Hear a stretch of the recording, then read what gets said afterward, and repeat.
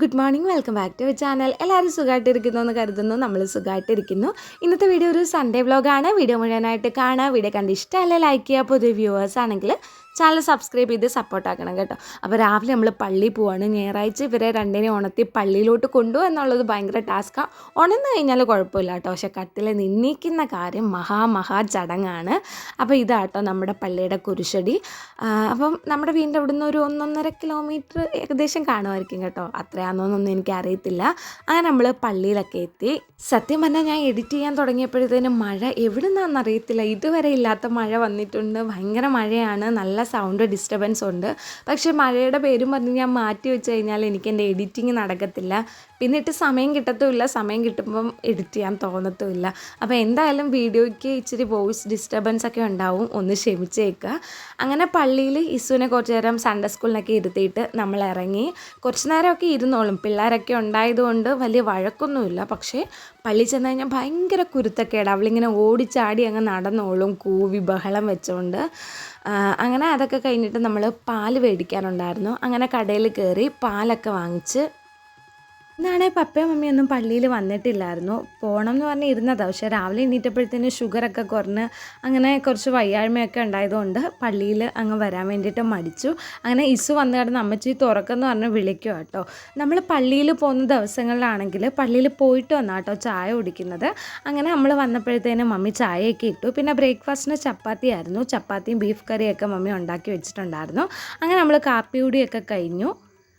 രാവിലെ ആയ കുറച്ച് പാത്രങ്ങളുണ്ടായിരുന്നേ, കാപ്പി ഉണ്ടാക്കിയതും പിന്നെ നമ്മൾ കാപ്പി കുടിച്ച പാത്രങ്ങളൊക്കെ ഉണ്ടായിരുന്നു.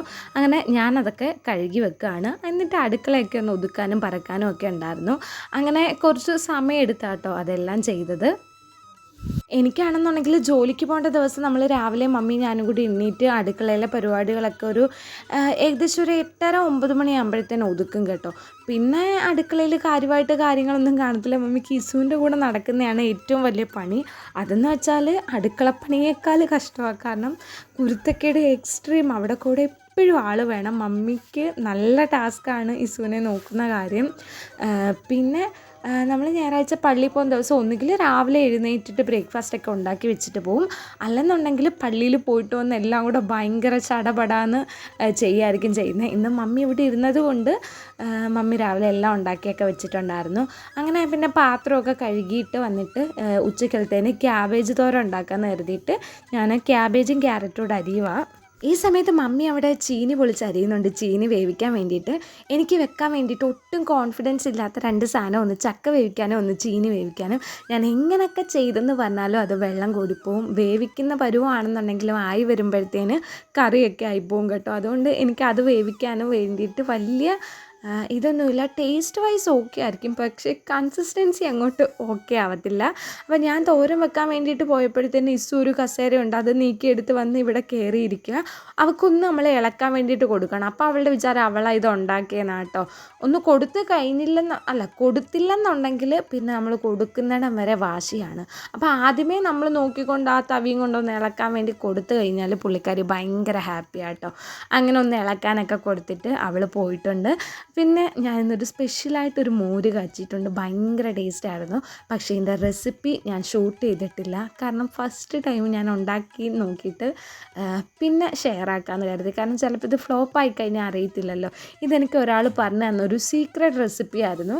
അങ്ങനെ മോരൊക്കെ കാച്ചി ഭയങ്കര ടേസ്റ്റ് ഉണ്ടായിരുന്നു കേട്ടോ. ഇത് തേങ്ങ ഒന്നും അരയ്ക്കുന്നില്ല, അതുപോലെ മോര് നമ്മൾ മിക്സിക്കകത്തിട്ട് അടിക്കുകയൊന്നും ചെയ്യുന്നില്ല. പക്ഷേ നല്ല അടിപൊളിയായിരുന്നേ. ഇനി വേറൊരു വീഡിയോ എടുക്കുന്ന സമയത്ത് ഞാൻ മോര് കാച്ചുമ്പം ആ റെസിപ്പി കാണിച്ചു തരാം. പിന്നെ ആദ്യം നല്ല അടിപൊളി സെറ്റായിട്ടിരിക്കുമായിരുന്നു കേട്ടോ. പിന്നെ ഞാൻ ആ തൈരിൻ്റെ കവറ് കഴുകി ഒഴിച്ച് ഇച്ചിരി വെള്ളം കൂടിപ്പോയി ലാസ്റ്റ് വന്നപ്പോഴത്തേന്. എന്നാലും മോര് നല്ല ആയിരുന്നു. ഇതിൻ്റെ റെസിപ്പി ഞാൻ എന്തായാലും ഷെയർ ചെയ്യുകയും ചെയ്യാം. നിങ്ങൾ എന്തായാലും ട്രൈ ചെയ്ത് നോക്കുകയും ചെയ്യണം അടുത്തൊരു വീഡിയോയിൽ കേട്ടോ. പിന്നെ നമ്മുടെ തോരനൊക്കെ റെഡി ആക്കിയിട്ടുണ്ട്. തോരനൊക്കെ നല്ല ചിക്കി നല്ല ഡ്രൈ ആയിട്ടിരുന്നാലേ നല്ല അടിപൊളി ആവത്തുള്ളൂ. അപ്പോൾ ഞാനിങ്ങനെ ക്യാബേജ് തോരൻ സിമ്മിലിട്ട് കുറേ നേരം ഇങ്ങനെ ചിക്കി എടുക്കും. ഒരേ സമയം ക്യാബേജ് തോരനും ആയിട്ടുണ്ട്, മോര് കാച്ചിയതും ആയിട്ടുണ്ട്. പിന്നെ മമ്മിയോടെ ചീനി വേവിച്ചിട്ടുണ്ട്. പിന്നെ രാവിലെ ബീഫ് കറി വെച്ചിട്ടുണ്ട്. അങ്ങനെ ഉച്ചക്കലത്തേനുള്ള കാര്യങ്ങളെല്ലാം സെറ്റായിട്ടുണ്ട്. പള്ളി പോയിട്ട് വന്നപ്പോൾ തന്നെ കുറച്ച് അധികം തുണി ഉണ്ടായിരുന്നു. അതെല്ലാം കൂടെ ഞാൻ കൊണ്ടുവന്ന് മെഷീനിൽ ഇട്ടിട്ടുണ്ട്. ഇപ്പോൾ സൺഡേ ആട്ടോ തുണി കഴുകാനുള്ളൊരു ദിവസമായിട്ട് പ്രഖ്യാപിച്ചേക്കുന്നത്. ബാക്കിയുള്ള ദിവസങ്ങളിലുള്ള ജോലിക്ക് പോയിട്ട് വന്നിട്ട് പിന്നെ അങ്ങ് ഭയങ്കര മടിയാണ്. അങ്ങനെ എല്ലാം കൂടി ഇങ്ങനെ ഇട്ടിരുന്നിട്ട് ഞായറാഴ്ച ആട്ടോ കൂടുതലും തുണി കഴുകുന്നതും. മഴയൊക്കെ ആയതുകൊണ്ട് നമ്മളിങ്ങനെ കൂടെ നിന്ന് ഉണക്കണമല്ലോ. എപ്പോഴാണ് കളറ് മാറുന്നതെന്ന് പറയാൻ പറ്റത്തില്ല. ആകാശം കാണാൻ നല്ല ഭംഗിയുണ്ടല്ലോ, ഏത് നിമിഷവും മഴ പെയ്യും കേട്ടോ. അതുകൊണ്ട് തുണിയൊക്കെ ആകുമ്പം പറക്കിയെടുത്തും ഇങ്ങനെ ഇരിക്കണം. വീണ്ടും മൽബറിയുടെ സീസൺ ആയിട്ടുണ്ട്. സൂക്ഷിച്ച് നോക്കിയാൽ മൽബറി നിറയെ മൽബറി കാണാൻ പറ്റും.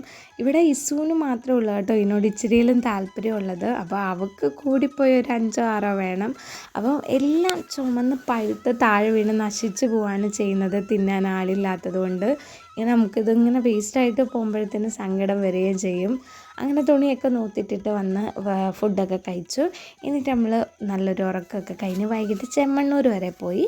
ഇസൂനാണെന്നുണ്ടെങ്കിൽ 1 വയസ്സിലാട്ടോ കാത് കുത്തിയത്. ഇപ്പോൾ 2.5 വയസ്സ്. ഈ ഒരു 2.5 വർഷം കൊണ്ട് അവൾ 3 ജോഡി കമ്മൽ കൊണ്ട് കളഞ്ഞിട്ടുണ്ട്.